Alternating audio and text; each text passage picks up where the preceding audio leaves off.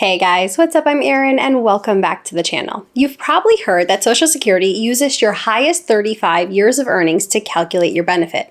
But what does that actually mean? It doesn't mean your most recent 35, it's not your last 35, simply your highest 35 years of earnings whenever they happened. In fact, even after you've started collecting, a new higher earning year can still increase your benefit. That's how flexible the system is. But there's one big catch. If you don't have 35 years worth of earnings, Social Security fills in those gaps with zeros, and those zeros drag down your average. Here's how the math works. Social Security takes your highest 35 years of inflation-indexed earnings, adds them together, and divides by 420 months. That gives you your AIME, Average Indexed Monthly Earnings. Then they apply a progressive formula to calculate your benefit, your PIA, or Primary Insurance Amount. This formula has what are called bend points, which are indexed for inflation as well, and here's what those bend points look like for 2025. And it is ultimately this formula that determines what your benefit is at full retirement age. If you're new here, this is a financial channel, and I care deeply about helping you build a strong financial foundation. Because when you're not stressed about money, you can focus on the things that really matter, like your family, your health, or your life's purpose. And that is why I'm such a huge advocate for building up guaranteed income streams. And for many people, Social Security is a huge piece of this. Social Security is an income stream that is guaranteed for life, and it is indexed for inflation. So if you have the chance to work for longer and get rid of any of those years that have zeros or otherwise low income earning years, it can pay off, and small increases to your AIME can make a big difference over time.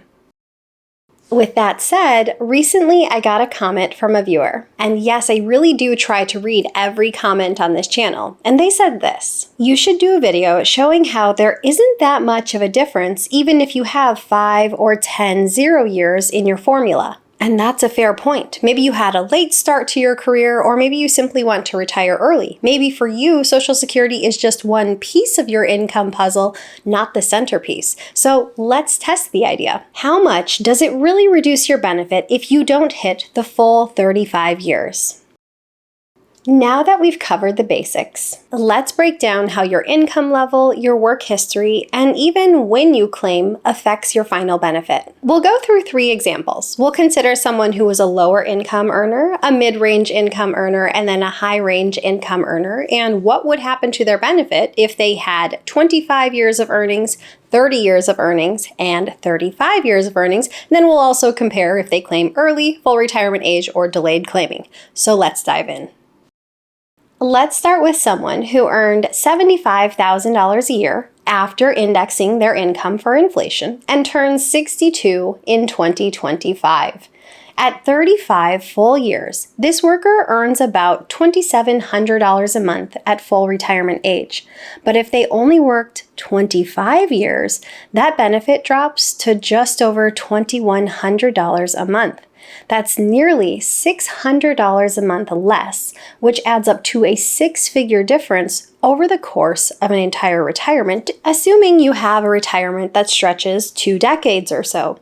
Claiming early drops this benefit even further, to about $1,500 a month, while delaying until the age of 70 can boost it to nearly $3,400 a month. This is a really great example of how work history and claiming age go hand in hand in shaping your benefit. Now let's consider someone who made $30,000 a year, again an income indexed for inflation, and again turned 62 in 2025.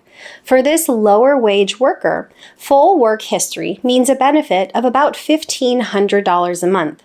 With just 25 years, the benefit drops to about $1,300 a month, a smaller dollar difference than before. And this is because Social Security's progressive formula is designed to protect lower wage earners and replace a higher percentage of their income. Even so, that nearly $230 a month drop still adds up, about $68,000 over the course of a 25-year retirement. Claiming early cuts the check to just under $900 a month, while delaying gives them close to $1,800 a month. Now finally, let's look at someone who earned $150,000 a year indexed for inflation, and turning 62 in 2025. With 35 full years, this person qualifies for nearly $3,800 a month at full retirement age. But if they worked for only 25 years, their benefit drops to about $3,300 a month. That's around a $530 a month difference, which works out to more than $160,000 over the course of 25 years.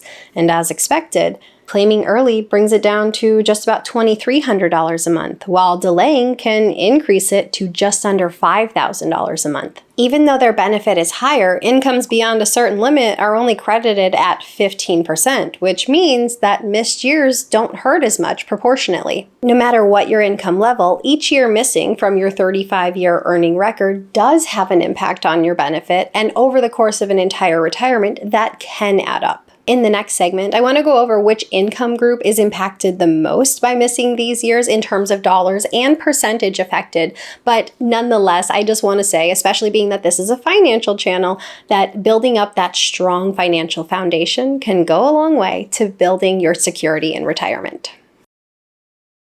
So yes, we know your income and your working history go a long way to shaping your benefit, but we have one more important question to ask. Who gets the biggest dollar boost by working all 35 years instead of just 25? Let's assume that everyone in our examples here retired at full retirement age, and that's when they claimed their Social Security benefit, and they lived for 25 years collecting this benefit. So we're not just looking at the monthly difference, we're going to look at a lifetime difference. For our high earner making $150,000, working all 35 years increases their monthly benefit by over $530 a month. And over 25 years, that's more than $160,000 in additional income. Now let's look at the mid-income earner, because this is where things get interesting. The mid-earner actually gains even more, over $171,000 by working 35 years instead of 25. That's because a lot of their income still falls into the part of the formula that gives you a 32% credit on each dollar added. And even though our low-wage worker has the smallest monthly change, around $230, it still adds up to more than $68,000 in extra retirement income. And at lower income levels, each dollar might matter a little bit more because it's more likely that it's going towards essentials like food and shelter and healthcare. So while the total dollar amount might be lesser, the true impact on quality of life might be greater. But in terms of total dollars, it's actually the mid-income earner, or the typical American, who benefits most by working for a full 35 years. And let's break it down by percentage. Because it's one thing to say who gets the most dollars, but it's probably also worth considering who gets the biggest percentage boost by working 35 years as opposed to, say, 25 years. For the $30,000 earner, going from 25 to 35 years gives them about an 18% boost in their benefit. For the $150,000 earner, it's about a 16% boost. Even though the dollar amount was higher, the percentage gain was smaller. And for the $75,000 mid-range earner, their benefit increases by nearly 27%, the biggest jump proportionally. And why is that? It all comes down to how the Social Security formula is structured. First, the formula is progressive, but not linear. This means it gives the biggest percentage boost to lower income workers, but it doesn't mean they get the biggest dollar boost. Here's how it works for those turning 62 in 2025. This is what we call a bend point formula, and where your income lands inside really matters. Mid-earners live in the sweet spot, the 32% zone. This is the part of the formula where you're still getting decent credits, 32 cents for every extra dollar of AIME, without hitting that uppermost tier where it's a bit of a penalty to only get 15%. So every year you work that replaces a zero, you're adding real dollars to your AIME. You're still getting fairly meaningful credit for it, even though you're not maxing out the system. You're having a real income and still getting pretty darn good credit for it. High earners, on the other hand, hit diminishing returns. Once your AIME goes beyond that third bend point, it's only worth 15 cents to your benefit. So even though high income earners add a lot to their AIME, the benefit and how it's framed hold back how much return they get in terms of true benefit. And for the low-income earners, they get that generous 90% credit on those first dollars of income, which is great. So if you're working, earning $30,000 a year, adding $71 to your AIME, you roughly get about $64 as an increase in benefit. It's helpful, but just not at the same magnitude. So even though high earners add more to their AIME, the formula caps their return. And while low earners are protected, they don't gain as much per year worked. Mid-earners kind of hit that value zone where the return on each additional year worked is both meaningful and efficient. So if you're someone earning, say, $50,000 a year to $100,000 a year, you're kind of in that sweet spot for the Social Security formula. Working a full 35 years to replace those zeros, or simply a few extra years to replace those lower earning years,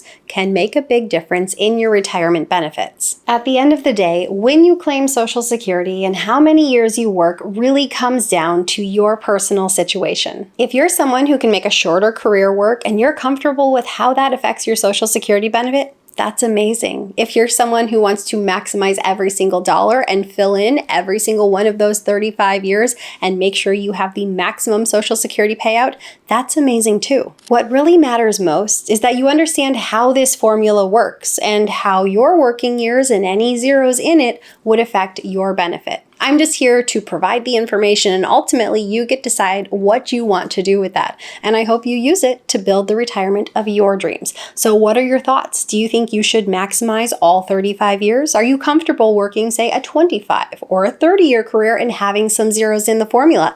Leave your thoughts in a comment down below. I post new videos every single week. If you got anything at all out of this one, please give it a like. If you're new here, please consider subscribing, or if you know of someone who might get something out of this type of content, please consider sharing. I'll see you soon. Bye. Or boost lower. Rude. Hitting, no, that is not the wage cap. Why would I write that in my notes? Nope, that is not, no. That's why you double check notes. Otherwise you record the wrong thing and then 20,000 people will check it for you. Sorry about that. Now, I think in the example I was gonna have it be the max earner, and then I pivoted and changed how I want to present it, and I just wanted it to be a higher income earner, and then I left one point in there that I shouldn't have. Caught it. These examples are something that I try to put a lot of thought into, and I hope they bring the concept to life. I really, really do. Shelter and housing. I was going to say shelter and housing. They're the same thing.